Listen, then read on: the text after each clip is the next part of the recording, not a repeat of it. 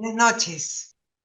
Doctor Santaella, se me ha hecho un nudo en la garganta al escucharle. Siento que los problemas de los que se habla en Colombia es como si hablara de Perú.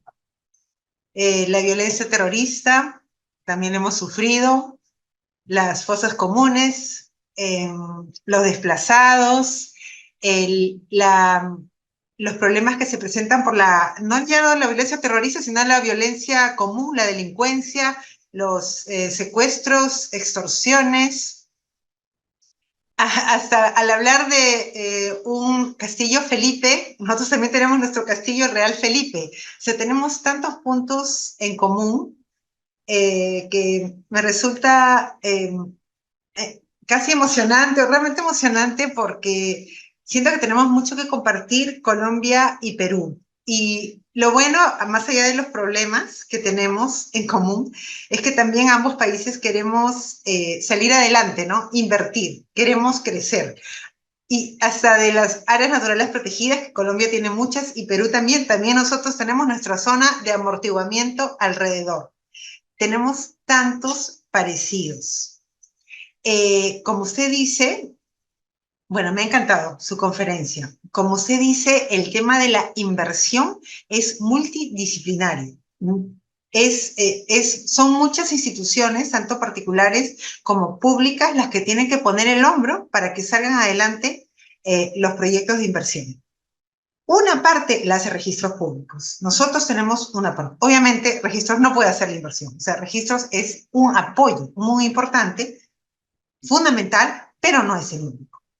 Dentro del aporte que hace registros, yo quería hacer un comentario también fundamentándome en algunas de las ideas que usted ha dado sobre los aportes que ha dado el Tribunal Registral, al que yo pertenezco, para favorecer la gestión, la buena gestión predial y la buena gestión registral. Y para ello quería hacer una presentación de los temas que nos habló el doctor Santaella. Cuando yo iba eligiendo qué temas vamos a tratar, qué aportes podemos comentar que ha hecho el Tribunal Registral, hubo varios que los descarté porque dije, no, eso no, porque también hay un tiempo corto, pero justo algunos temas que el doctor Santaella ha mencionado, efectivamente el Tribunal también ha aportado sobre eso. Por ejemplo, en el tema de la independización, ha dicho el doctor, forma parte de la inversión, del apoyo a los proyectos de inversión que se facilite la división de los predios. Efectivamente es así. Y por ejemplo, nosotros hemos aportado en esa materia de facilitar la independización. Hemos aprobado un acuerdo referido a la independización de predios objeto de declaración de prescripción adquisitiva de dominio judicial, estableciendo que, al igual que en la prescripción notarial, tampoco se requiere ningún requisito de trámite municipal adicional. Si ya el juez dispuso la prescripción de parte de un predio, basta con ello y con la presentación del plano sin requerir ningún documento adicional. Bien, aquí, bueno, tanto el tribunal como, por supuesto, la primera instancia, ambas instancias, hemos hecho aportes para poner el hombro para la inversión. Aquí he elegido algunos que resaltarían. Este es el penúltimo precedente aprobado. Hay uno posterior que se ha aprobado en febrero. Este es el penúltimo precedente que hemos aprobado a fines de enero de este año. Se trata de la inhibitoria en sede registral.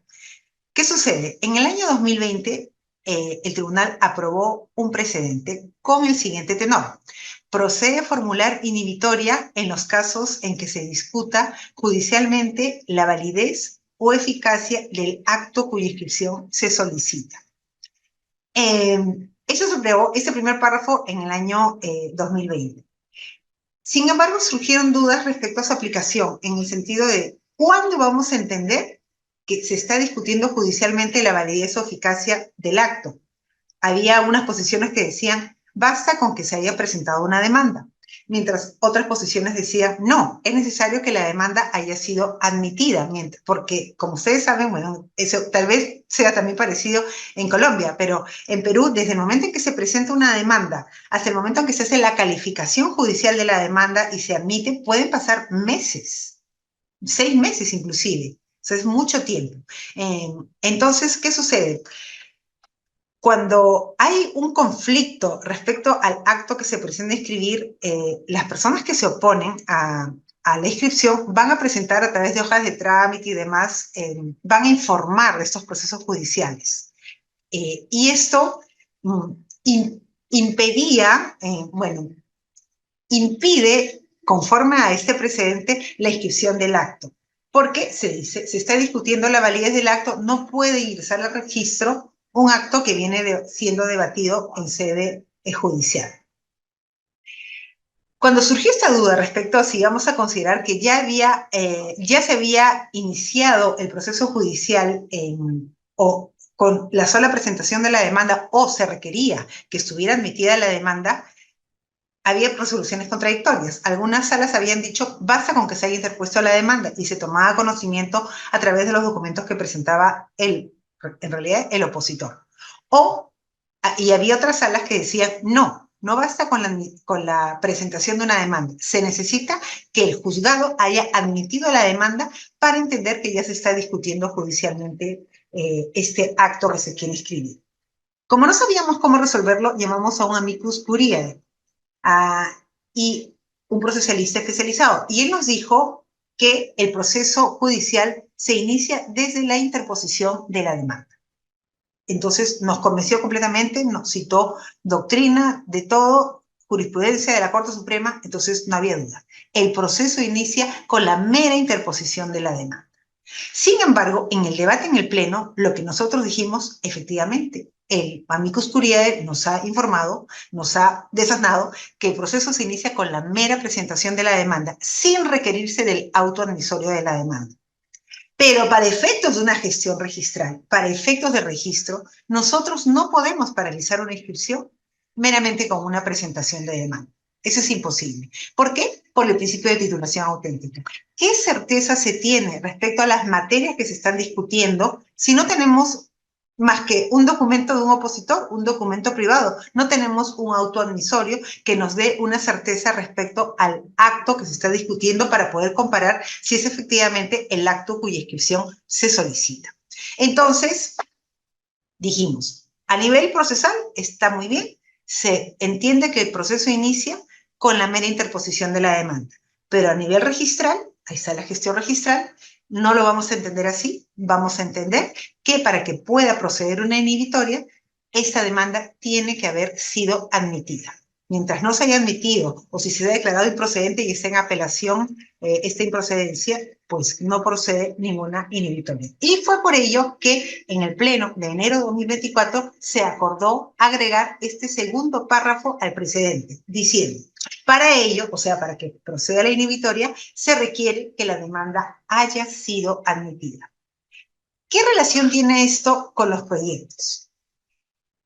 Una inhibitoria que se haga en sede registral perjudica, paraliza cualquier proyecto. ¿Por qué? Porque no se puede inscribir. Si el registrador dispone la inhibitoria, dice, ese dato que quiere inscribir, esa compraventa que tú quieres inscribir, no se va a inscribir porque se está discutiendo judicialmente el acto, eso definitivamente afecta a la inscripción de ese derecho. Lo paraliza, perjudica tremendamente. Entonces nosotros debemos reducir la posibilidad de inhibitoria y esta precisión reduce. Nota al pie de página. Este pechito está completamente en contra del primer párrafo. Como ustedes bien saben, los precedentes se aprueban por mayoría. Por más que me maté, literalmente me maté luchando en el Pleno, porque el primer párrafo no se apruebe, yo considero personalmente, y por ello, este es uno de los temas, el del primer párrafo, que se va a llevar a revisión en el Pleno ordinario de abril. Vamos a volver a debatir si realmente es necesario hacer una inhibitoria, meramente porque se viene discutiendo judicialmente el acto cuya inscripción se solicita. Creo que esta posición que adoptó el tribunal en diciembre de 2020, yo no la comparto. Por supuesto que la respeto y la aplico, porque simplemente son distintas posiciones que se pueden tomar y que uno tiene que respetar. La respeto, pero en ejercicio de mi derecho a opinar, les digo que yo no estoy de acuerdo con este primer párrafo. No estoy de acuerdo con que se haga una inhibitoria ante una demanda admitida en la que se viene discutiendo el acto cuya inscripción se solicita. ¿Por qué no estoy de acuerdo? Pues porque eso no puede ser que se paralice una inscripción meramente por la admisión de una demanda. Para que una inscripción se paralice, se requeriría, en mi opinión, que el juez dicte una medida cautelar de no innovar, o simplemente, como se hace normalmente, no perjudica en nada que se inscriba un acto y luego posteriormente se anote una demanda en la que se discuta la validez de ese acto inscrito. Eso es lo normal, esa es una medida cautelar prevista, que es la medida cautelar de anotación de demanda, que como sabemos no impide la inscripción de ningún acto. Simplemente se anota y es un aviso para cualquier persona: ojo, este predio que tú estás adquiriendo, ojo, que el derecho de propiedad que tiene esa persona se viene debatiendo judicialmente, así que tú estás adquiriendo un bien que tiene este gravamen, esta anotación preventiva que podría perjudicarte. Nada más, pero no saca del mercado al bien. Nosotros con este primer párrafo estamos sacando del mercado a los bienes en los que alguna persona viene discutiendo judicialmente el acto cuya inscripción se solicita. Pero bueno, el precedente hasta ahora está vigente, vamos a revisarlo en el mes de abril, pero por lo menos lo que sí se requiere actualmente es que la demanda haya sido admitida. Ya no va a proceder la inhibitoria simplemente por una presentación de demanda. Se requiere el acto judicial del auto admisorio de la demanda. Este es un tema de descripción física del predio.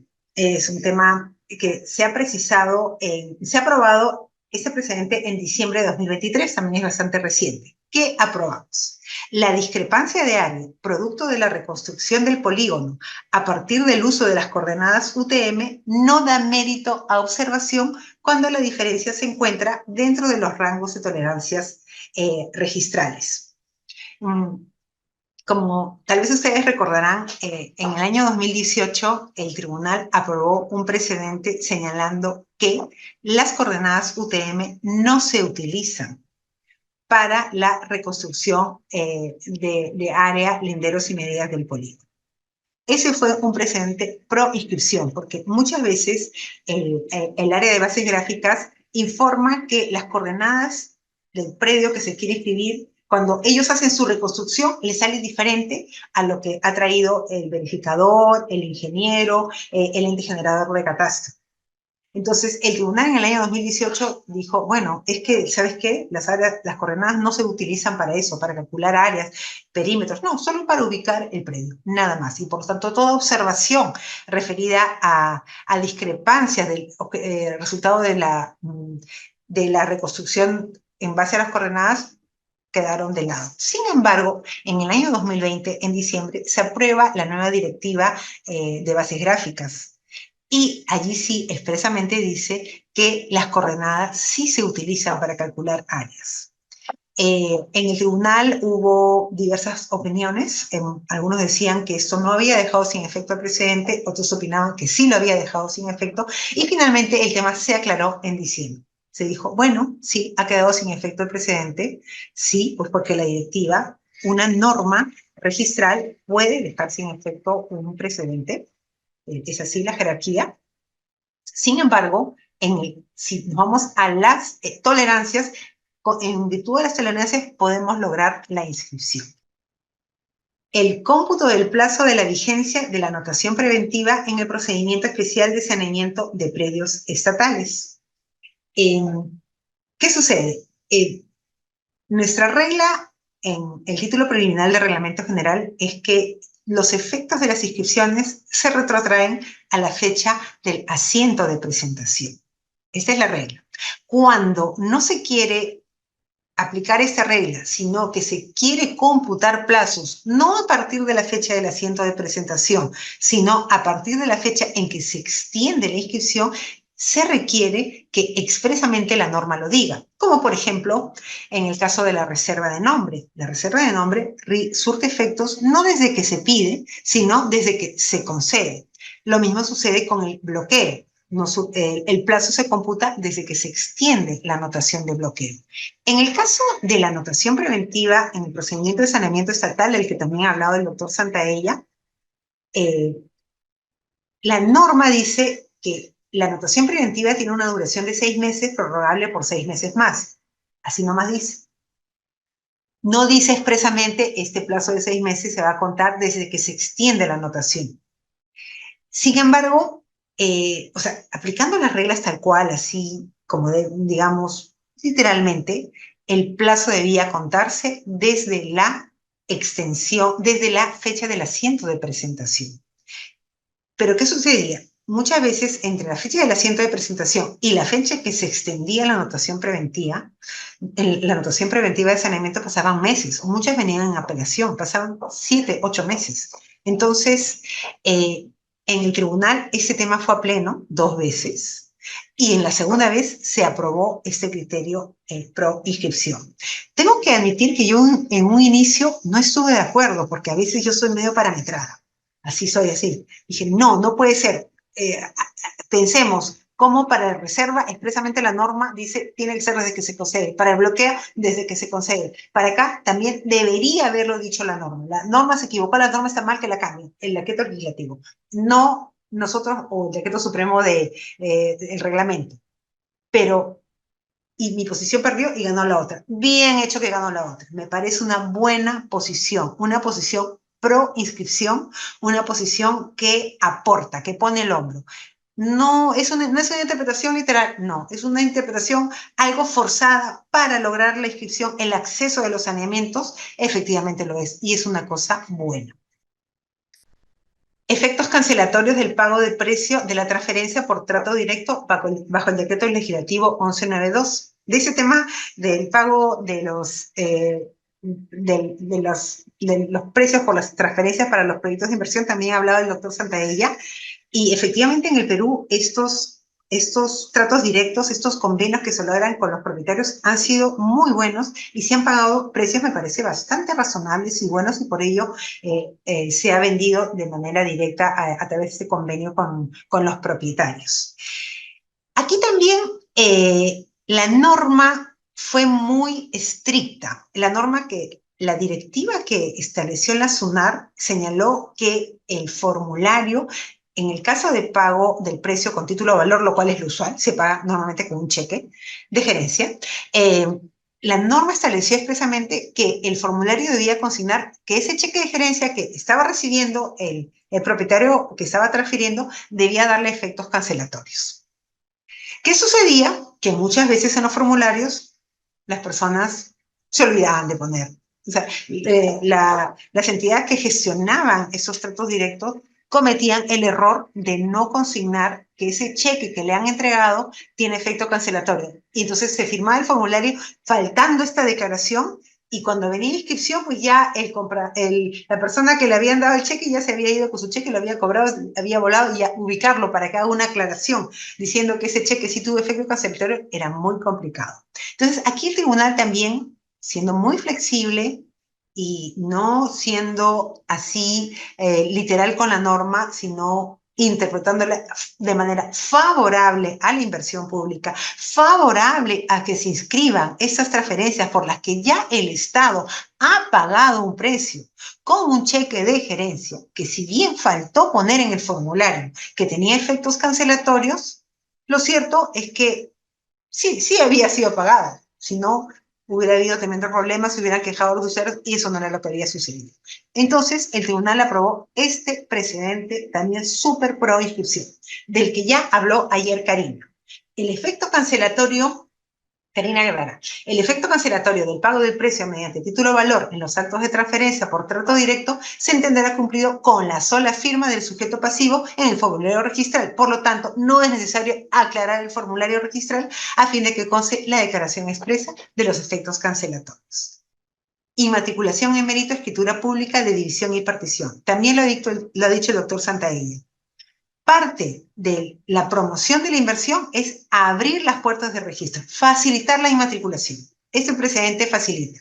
Antes había habido resoluciones y también, obviamente, observaciones de primera instancia diciendo la división y partición no da mérito en matriculación. Aquí, en el año 2021, se cambió el criterio. Precedente. La escritura pública de división y partición da mérito a la inmatriculación si cuenta con la antigüedad de por lo menos 5 años. Se abren las puertas de registro a las divisiones y particiones para inmatriculación.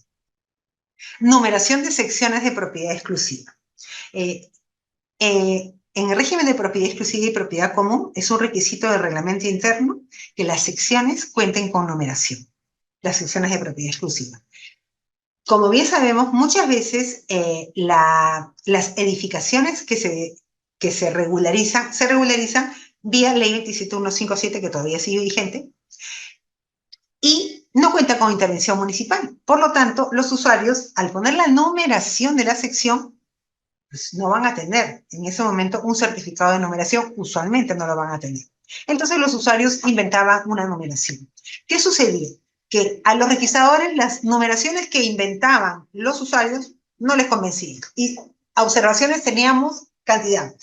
Esa numeración que le has puesto a esa sección de propiedad exclusiva, no puede ser, porque le has puesto 101. No, 101 tú no lo puedes poner, porque 101 solo le podría poner la municipalidad. Ya, entonces el usuario se esforzaba, ponía B101, no, tampoco no. C, letra no, tampoco puede ser una letra, porque la municipalidad también puede. Entonces realmente era un problema. Los usuarios no sabían cómo identificar a las secciones de propiedad exclusiva de manera que no recibieran observaciones por parte de los registradores. Por eso aprobamos este precedente. Las unidades inmobiliarias que conforman una edificación sujeta al régimen de propiedad exclusiva y propiedad común deberán identificarse con numeración, eso lo dice la norma, ¿no? La que será asignada por la municipalidad distrital respectiva o, en caso de no contarse aún con numeración municipal, será elegida por los propietarios. En este último caso, las instancias registrales no podrán cuestionar la numeración elegida, debiendo dejarse constancia en el asiento que la numeración con la que se identifica la sección no fue asignada por la municipalidad. Pro inscripción. Aquí es un tema procedimental y pro usuario, pro acceso a la segunda instancia y dejando de lado, digamos, rigideces. La segunda apelación está prevista en el artículo 162 del Reglamento General, pero solamente está prevista para un supuesto. ¿Para cuál supuesto? Para el supuesto en el que en la primera apelación el tribunal se haya pronunciado sobre el fondo y haya confirmado o advertido defectos subsanables. Eso es lo que dice la norma. Pero la realidad, como siempre, rebasa las normas. Hay otros muchos supuestos en los que se hace una segunda apelación y que no calzan en el 162 y sin embargo son admisibles. Pero en esos supuestos no podemos exigirle ni los plazos ni los requisitos de segunda apelación que tiene el 162. ¿Qué requisitos tienes? El 162 exige para una segunda apelación que dentro del plazo de 15 días de notificada la resolución del tribunal se hayan presentado documentos subsanatorios. Pero hay muchos supuestos en los que el tribunal no está pronunciado sobre el fondo y, por lo tanto, no hay documentos subsanatorios que presentar y tampoco tendríamos que sujetarnos al plazo de 15 días. Entonces, hemos precisado en el Pleno de diciembre de 2023 lo siguiente. No se está frente a una segunda apelación en los términos del 162 referidos a la presentación de documentos subsanatorios y plazo para apelar en los siguientes supuestos. Cuando se reenvíe el título al registrador para que realice calificación integral. ¿Por qué? Porque en ese caso el tribunal no ha culminado calificación en segunda instancia porque el registrador tampoco ha hecho calificación integral. Nosotros hemos establecido que si el registrador no ha hecho calificación integral como le compete, lo que procede es el reenvío a primera instancia. ¿Por qué? Porque el tribunal es un órgano de segunda instancia, no primera instancia de calificación. En ese supuesto, no tiene por qué el usuario presentar ningún documento subsanatorio. Segundo supuesto, cuando se confirma la reserva de calificación. Un supuesto típico de reserva de calificación es que el administrado no haya pagado los derechos de calificación. En ese caso, válidamente el registrador se reserva la calificación y en caso de esas apelaciones que se confirman, pues nosotros decimos efectivamente no ha pagado, no le calificamos. En ese supuesto, pues simplemente el usuario no tiene por qué presentar nada adicional y si paga los derechos de calificación, el registrador calificará los documentos que han sido presentados originariamente con el título. Tercer supuesto, cuando se resuelve una apelación contra fechas. La apelación contra fechas es una creación del tribunal que ha facilitado tremendamente la vida de los usuarios. Los usuarios muchas veces recibían, no por culpa, no culpemos a nadie, son situaciones que se presentan, simplemente la esquela de observación o la esquela de liquidación eh, se emitía con muy poco tiempo que no le permitía al usuario pagar o si fuera una liquidación o subsanar si fuera una observación. Entonces, los usuarios que hacían, apelaban y nos decían, por favor, amplíame el plazo para poder presentar los documentos subsanatorios, o por favor, amplíame el plazo para poder pagar la liquidación que me han hecho, porque el registrador me ha liquidado el día 15 de abril y justo ese mismo día era el último día para pagar, no he podido pagar. En un inicio, hace años, el tribunal declaraba improcedentes estas apelaciones. Decíamos, es improcedente porque una apelación solo procede cuando impugno la decisión del registrador. Pero acá tú no estás impugnando, tú estás pidiendo un plazo para pagar, o sea, estás de acuerdo con la decisión, estás de acuerdo con la liquidación, estás pidiendo un plazo para subsanar, o sea, estás de acuerdo con la observación. Pero, como siempre, la realidad nos sobrepasa. Y repensamos el tema y dijimos, no, aquí lo que pasa es que el usuario lo que hace está impugnando las fechas. Y las fechas son parte de la decisión, efectivamente son. Y así lo hemos configurado y de esta manera el registro ha abierto sus puertas a muchas inscripciones, porque esto permite la inscripción al ampliar los plazos. Nosotros cuando viene una apelación contra fechas, analizamos las fechas y meramente, automáticamente quedan prorrogados los plazos. Sea que las fechas hayan estado bien o mal, no interesa. El plazo queda prorrogado y por tanto el usuario cuenta con 20 días más en los que va a poder pagar lo que le había liquidado o subsanar lo que él quería subsanar. Y cuando se envía el título al área de catastro. En estos casos no se requiere tampoco presentar ningún documento subsanatorio. Este es el último que he traído y este es algo general que nos hace pensar que no debemos ser rígidos, no debemos ser literales, debemos siempre tener una interpretación amplia, aunque vaya contra el texto expreso de la norma. Vayamos a la razonabilidad, a la finalidad de la norma. Este es un acuerdo.